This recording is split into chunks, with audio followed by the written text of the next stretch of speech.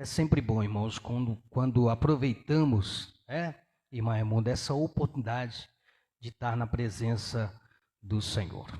Amém, queridos?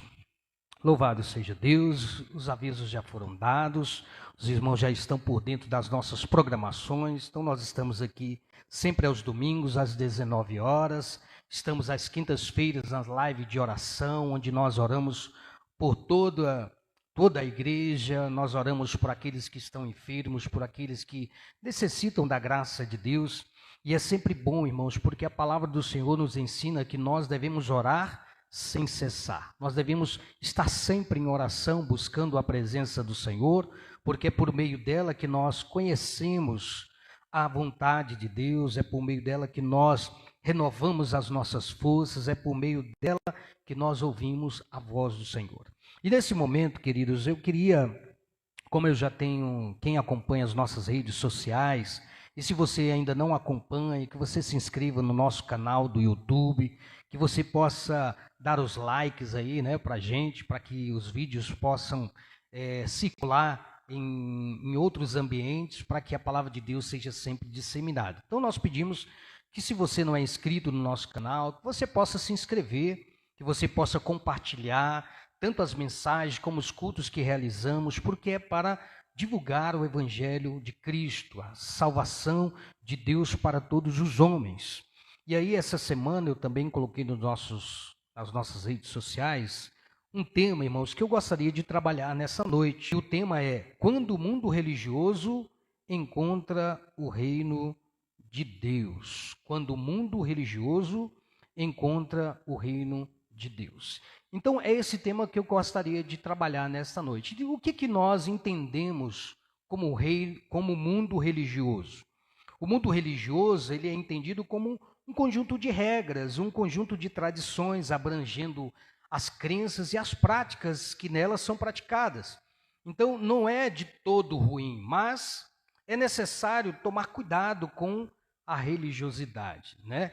Que pode nos prejudicar de ver a glória de Deus. Assim como pode também prejudicar outros a se achegarem a Deus. Jesus certa vez disse que ele já havia alertado os fariseus de não entrarem, por não entrarem no reino de Deus, eles também impediam outros de se achegarem a Deus, de entrarem no reino de Deus. Aqueles que queriam entrar. E já o reino de Deus, irmãos, é esse governo, essa submissão ao Senhor. Então, é valorização de valores contrários ao mundo.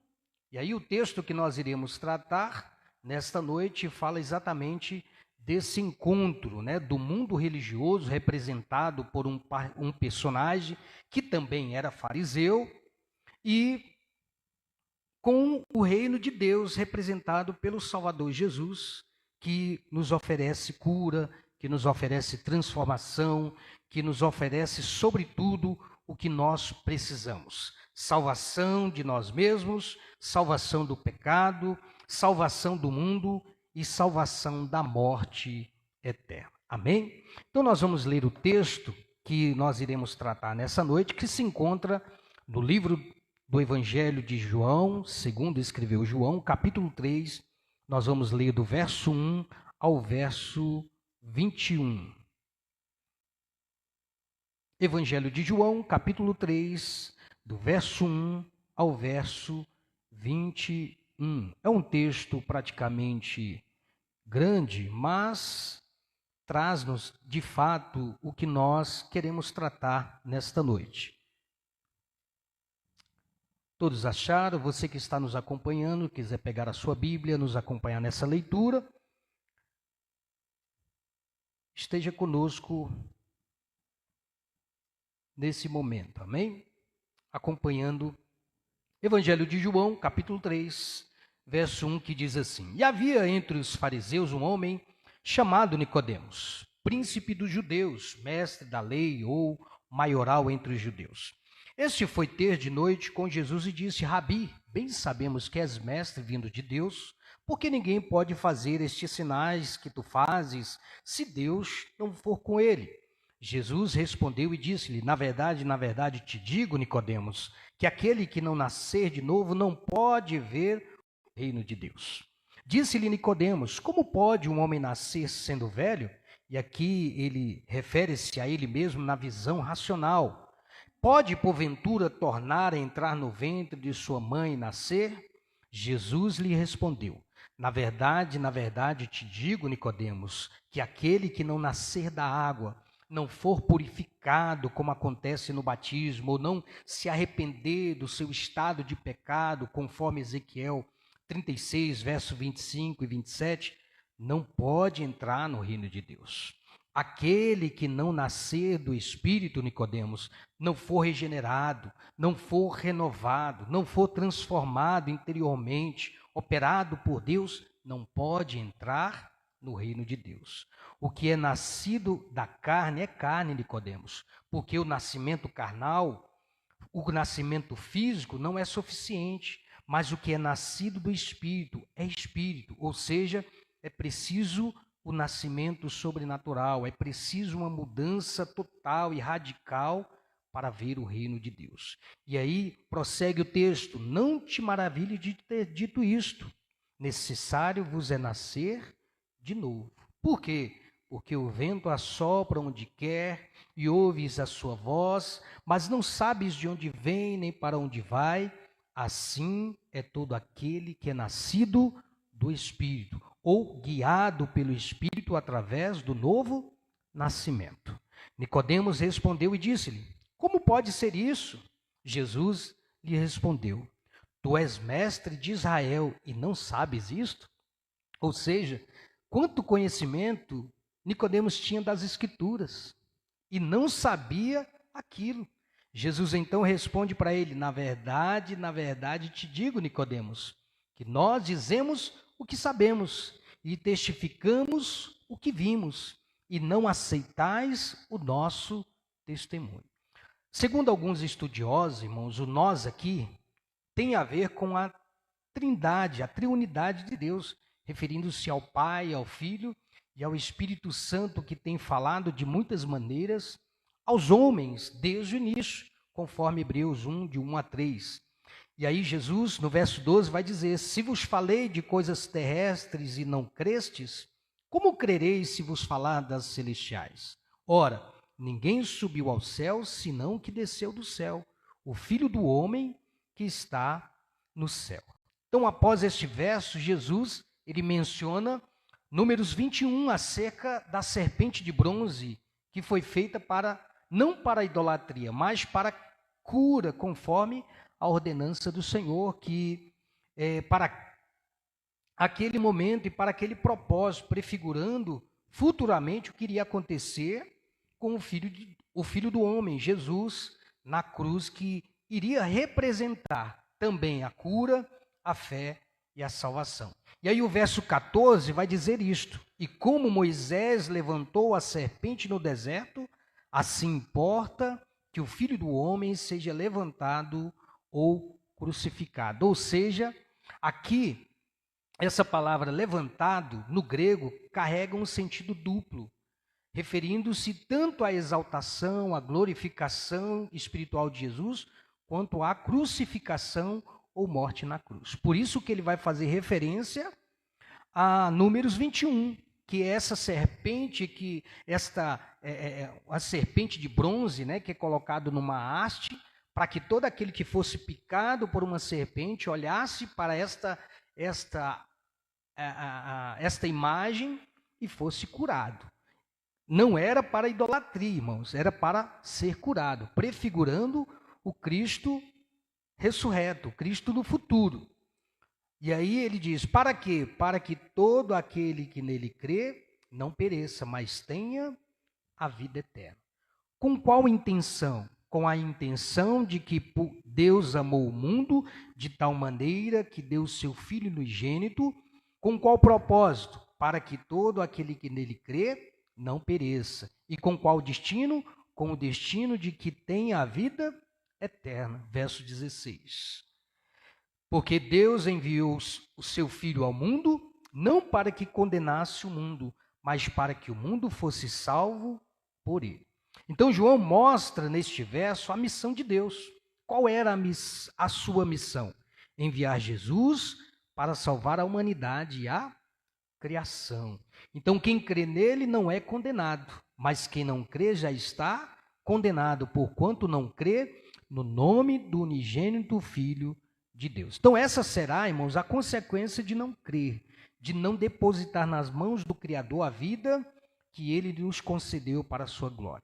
E aí o verso seguinte vai dizer: e a condenação é esta, que a luz, que é Jesus, veio ao mundo, e os homens amaram mais as trevas do que a luz.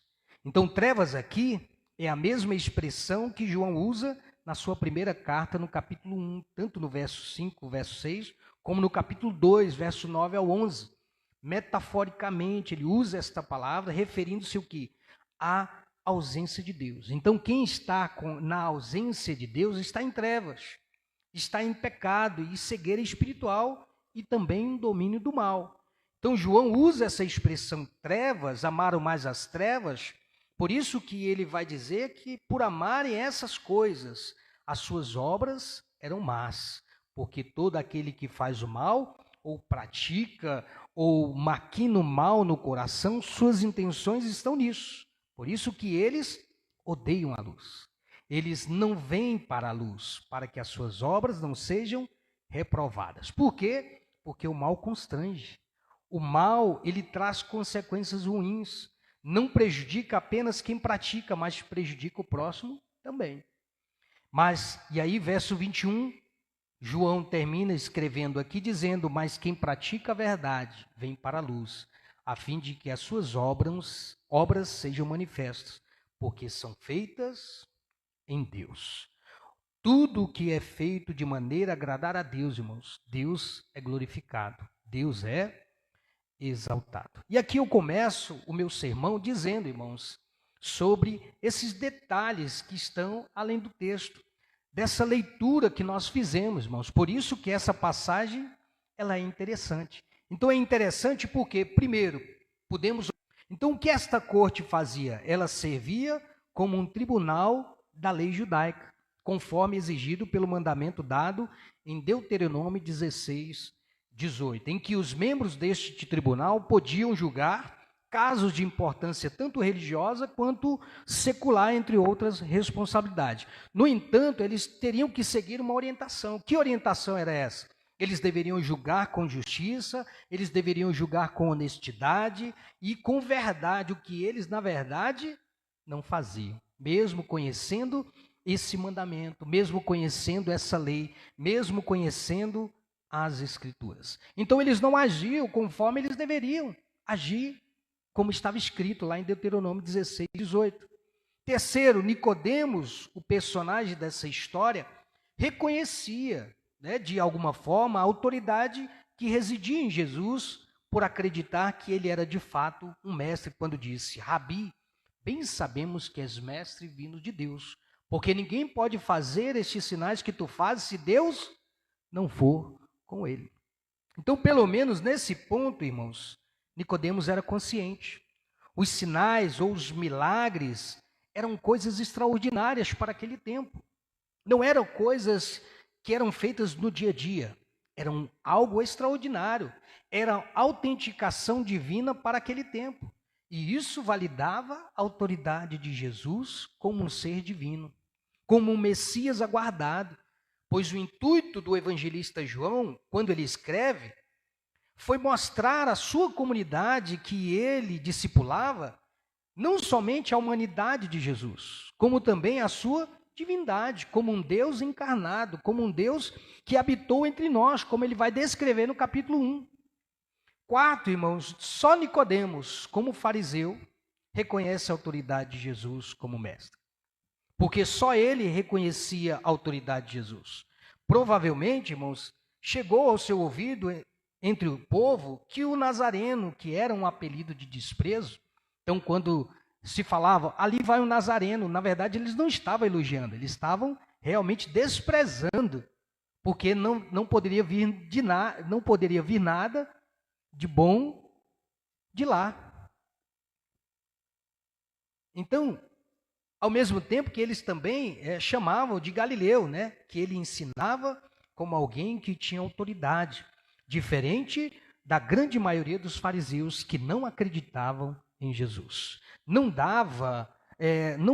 validava a autoridade de Jesus. Então isso chegou aos seus ouvidos, provavelmente. Por isso que essa classe rejeitava essa possibilidade de Jesus ser um mestre. No entanto, quem vai atacar Jesus em toda a sua caminhada ministerial serão eles, os mestres da lei, os falsos religiosos, os escribas e fariseus. Quinto, mesmo indo ao encontro de Jesus, Nicodemos não era uma ameaça para Jesus naquele momento, mas por medo de ser visto por aqueles que o conheciam e pela influência que exercia entre o povo, só pôde se encontrar com Jesus à noite, na penumbra da noite, para saber qual era a natureza da sua missão. Então, o diálogo entre Jesus e Nicodemos não acontece por acaso. O ponto de partida para que se desenrolasse todo esse diálogo se dá após Jesus purificar o templo, onde ele expulsa todos aqueles que faziam da casa de Deus ou faziam da casa do Pai casa de negócio. Capítulo 2, verso 13 ao verso 16.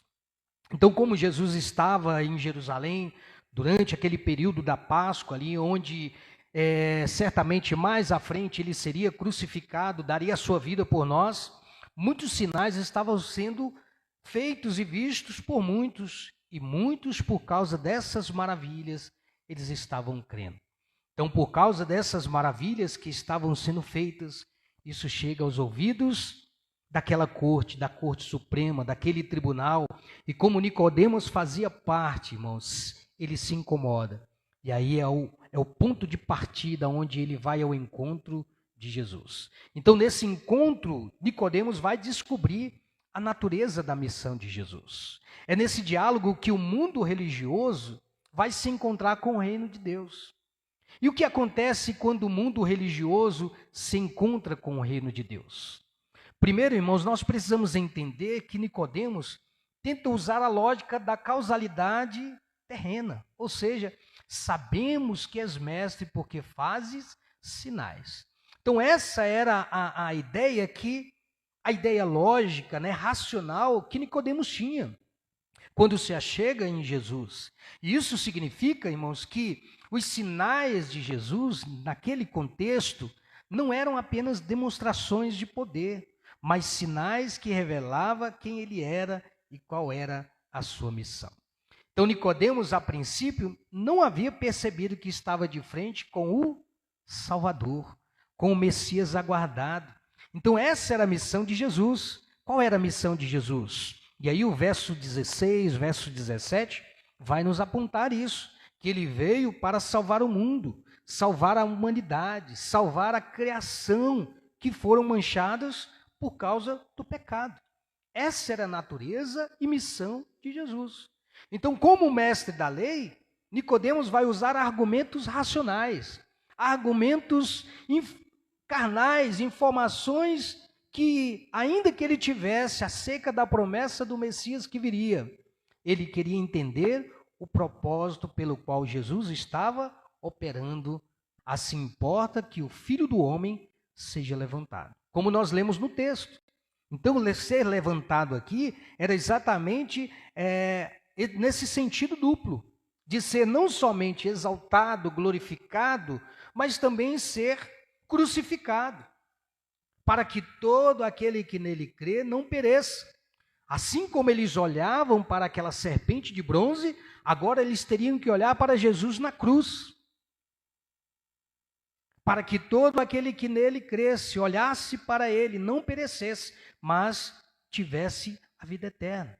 E aí nós vemos o verso 16, que é o coração de toda a Bíblia, quando diz: porque Deus amou o mundo de tal maneira que deu o seu Filho unigênito para que todo aquele que nele crê não pereça, mas tenha a vida eterna. Porque Deus enviou o seu Filho ao mundo, não para que condenasse o mundo, mas para que o mundo fosse salvo por ele. Estava próximo de Jesus ser entregue às autoridades e ser crucificado. Nicodemos ele recebe a revelação pela boca do próprio Deus, pela boca de Jesus. Então ele disse em outras palavras que ele estava com o Pai na glória. 6 é o coração de toda a Bíblia, porque demonstra essa intenção, demonstra esse propósito, demonstra esse destino daqueles que passam a crer nessa revelação. Então, como comparação ao que aconteceu nos tempos de Moisés, em que foi preciso criar uma serpente de bronze, para que todo aquele que fosse picado por ela, fosse picado por alguma serpente, e ao olhar para esta serpente de bronze, seria curado. Assim teria que acontecer com Jesus. E era isso que Jesus estava revelando para Nicodemos.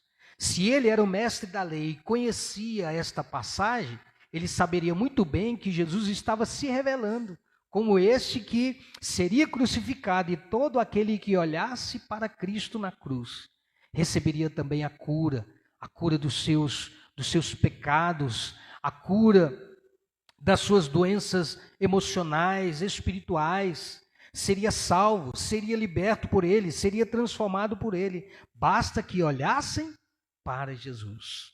Então Jesus era a solução para a religiosidade da época. Jesus era a cura para as tradições que impediam o pobre de espírito chegasse a Deus. Jesus era a cura para os rituais sem vida e sem sentido. E Jesus, irmãos, era a cura para as normas e instituições humanas sem base em sua palavra. Por isso que Nicodemos necessitava nascer de novo. Então essa era a proposta de Jesus para Nicodemos. Nicodemos, é necessário que você nasça de novo. É necessário que você se arrependa. É necessário que você se volte para Deus verdadeiramente. É necessário que você compreenda que você é um pecador, tanto quanto aquele que vocês cobram para que eles sejam iguais a vocês. Isso, então, irmãos, gerou em Nicodemos um choque de realidade, de um conhecedor da lei, mas era superficial. Focava apenas em comportamentos externos e ritualísticos. Era isso que os fariseus cobravam das outras pessoas, fazer. Mais importante do que tudo isso, irmãos, é ter um coração convertido à revelação de Cristo como único Salvador e único caminho a seguir. O próprio Jesus vai dizer que ele é o caminho, a verdade e a vida. E ninguém vem ao Pai a não ser por ele, a não ser por Cristo. Então, através deste ato, comparado ao que acontecera nos tempos de Moisés, Jesus deveria ser levantado, Jesus deveria ser crucificado para ser glorificado e exaltado acima de tudo e de todos. Então, quem olhasse para ele, porque essa era a proposta que foi feita para Nicodemos, e cresce nele, receberia a vida eterna. Então, essa era a missão de Jesus, irmãos, para que todo aquele que nele cresce não perecesse, mas tivesse a vida eterna. Então, o encontro do mundo religioso com o reino, irmãos, de Deus, muda o foco de vias de acesso, como sacrifício, como as regras, para uma relação amorosa e pessoal com a divindade através de Jesus Cristo. Deus, irmãos, não é um ser distante, mas eles tinham essa ideia de que eles só poderiam chegar a Deus de maneira que eles cumprissem toda a lei, mas eles não tinham condições de cumpri-la. Jesus então representou esse Deus imanente se encarnando, se relacionando e andando entre os homens. Então Nicodemos teve a maior experiência, assim como foi com os seus discípulos, de andarem com Deus fisicamente. Ele teve o privilégio de andar com Jesus, ouvir de Jesus, aprender de Jesus. Que privilégio, irmãos. Quem dera se nós tivéssemos esse privilégio. Porque aquele que se encontra com Jesus verdadeiramente, nunca mais é o mesmo. Não passa a andar mais por vista, mas por fé, e passa a viver conforme a vontade de Deus. E o reino de Deus é viver sob esse governo de submissão, irmãos. Eu me submeto à vontade de Deus, eu me submeto à vontade do Senhor, à sua palavra. Quando o mundo religioso se submete ao reino de Deus, ele deixa de ser um sistema fechado, focado apenas em si mesmo, e se torna um método de Deus para manifestar o governo de Deus na terra. E a igreja, irmãos, como instituição, ela torna-se uma antecipação do reino, uma agência do reino nessa terra. E este reino, irmãos, traz amor, este reino traz justiça, este reino traz santidade e estimula a vivermos em santidade, a fugirmos da aparência do mal, a vivermos em justiça, praticando sempre aquilo que agrada ao Senhor, o que frequentemente colide com os sistemas religiosos que priorizam apenas rituais sobre a compaixão e o amor ao próximo. Então, quando nós vivemos sob o governo de Deus, sobre o reino de Deus, irmãos, nós fazemos o que precisa ser feito. Nós amamos, nós perdoamos, nós procuramos, irmãos, fugir sempre da aparência do mal, porque quando nós fazemos aquilo que é ruim, irmãos, nos separamos de Deus. O pecado nos separa de Deus e o Senhor não se agrada. Nós entristecemos o Espírito de Deus. Enquanto o mundo religioso muitas vezes opera na base da tradição, não é ruim, o reino passa a ser visto como vida. No reino de Deus há vida. No reino de Deus tem... Então o crente deixa de servir por medo e passa a viver a partir de uma natureza transformada. Eu não sirvo a Deus porque eu estarei condenado à morte eterna. Não, eu sirvo a Deus, eu me coloco diante de Deus porque eu sei que o Senhor tem o melhor para mim. E quantos de nós, irmãos, não nos comportamos como Nicodemos? Achamos que sabemos de alguma coisa quando, na verdade, não temos a noção exata do que é o reino de Deus. Então, o reino de Deus não busca ajustar as práticas religiosas, mas gerar um novo nascimento espiritual. O reino de Deus, ele questiona a religiosidade superficial que foca apenas no exterior, enquanto que o reino de Deus, irmãos, valoriza verdadeiramente a transformação interior da mente e do coração. É necessário que a nossa mente seja transformada, como disse Paulo. É necessário uma metanoia, uma conversão. Então, quando o mundo religioso encontra o reino de Deus, irmãos, a reforma, tudo aquilo que é feito pelo esforço humano, ele colide, ele entra em choque com a regeneração que é operada pela ação divina em nossos corações. O currículo de quem acha que sabe, como foi o caso de Nicodemos, que tinha as informações, que sabia de toda a lei das Escrituras, ele é anulado por causa da necessidade do Novo Testamento, do novo nascimento. Então, fazer para ser da religião é substituído pelo crer para viver o reino.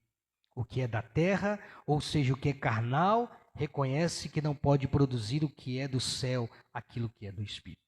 E assim eu termino, irmãos, dizendo que a religião, ela tenta explicar a Deus. O reino exige nascer de novo, como foi oferecido para Nicodemos. Nicodemos, é necessário você nascer de novo. Então, quando se entende essa revelação, irmãos, o sistema religioso se torna fim, ele tem fim, e o reino de Deus se consolida, dando início àquele que crê, um novo sentido de vida e uma nova filiação, para que todo aquele que crê não pereça, mas tenha a vida eterna. E João vai dizer que aqueles que o recebem tornam-se verdadeiramente filhos de Deus, os que creem no seu nome. Então, quando o mundo religioso se encontra com o reino de Deus, irmãos, há transformação, há cura, há regeneração, há santificação e há também, irmãos, salvação. Amém?